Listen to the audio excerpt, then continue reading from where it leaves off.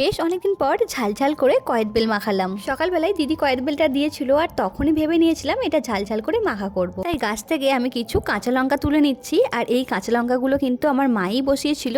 বর্ষার সময় গাছগুলো কিন্তু খুবই সতেজ ছিল, আর এখন শীতের জন্য সব পাতাই প্রায় ঝরে যাচ্ছে, কিন্তু তবুও গাছগুলোতে লঙ্কা হয়ে যাচ্ছে। শীতের দুপুরে বসে বসে টক মিষ্টি কয়েদ বেল মাখা কিন্তু বেশ ভালোই লাগে। আর দেখো কয়েদ বেলটা কিন্তু খুবই পেকে গেছে, আর আমি এখানে কাঁচা লঙ্কা আর নুনের সঙ্গে কয়েদ বেলটা মাখাচ্ছি। আমার কাছে কিন্তু কয়েদ বেলটা কাঁচা লঙ্কার সঙ্গে নুন দিয়ে মাখিয়ে খেতেই বেশ ভালো লাগে। এখন কাঁচা লঙ্কার সঙ্গে নুন দিয়ে ভালো করে কয়েদ বেলটা দোলে মাখিয়ে নিচ্ছি। জানো তো, ছোটবেলায় যখন আমরা স্কুলে পড়তাম তখন স্কুল থেকে ফেরার পথে একটা কয়েদ বেল গাছ থাকতো, তার তলায় আমরা ঘুরে ঘুরে কয়েদ বেল কুড়িয়ে নিয়ে আসতাম, আর তারপরে কিন্তু সবাই মিলে মাখা করে খেতাম, আর বেশ ভালো লাগতো।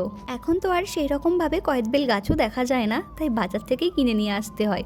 আর দেখো এটা কিন্তু আমি বেশ অনেকক্ষণ রোদে রেখেছিলাম, তারপরে বিকালবেলা আমরা সবাই মিলে ভাগ করে খেলাম। তো চলো টাটা, বাই বাই।